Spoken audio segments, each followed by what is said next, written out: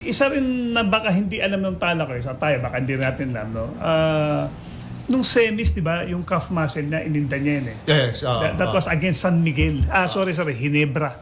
Mabagal na siya, bumagal pa lalo. Tapos, akala ni Coach Tim Con, Oh. advantage sa kanya. Gumanda pa laro. Tapos nadala ni June Marion hanggang finals wherein they played with TNT. Diba? Ilang games yun? 5 games. Diba? So hindi natin din alam kung ano ang extent nung ano, kung yung dinaramdam niya. Pero siyempre, nevertheless, siyempre, they're expecting kaya nga yung ating Talakers, they're expecting na si Junmar 8-time MVP ngayon. Siguro kung hindi naman talaga, kasi kulang din sa ceiling kaya siguro for defense purposes din si Junmar dyan, di ba? Sa shaded area.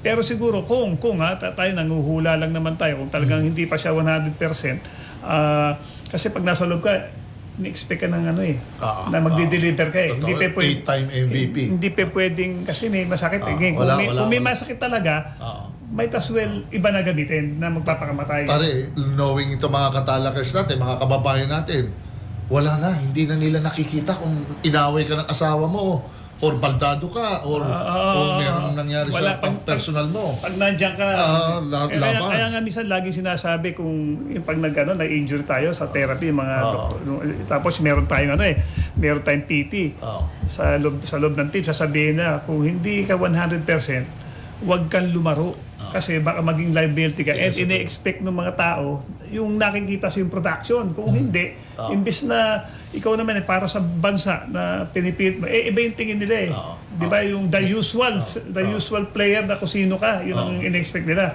Yun na lang siguro masasabi natin. Kung meron, ipahinga. Pero kung kaya naman, i-assert yung yung presence niya.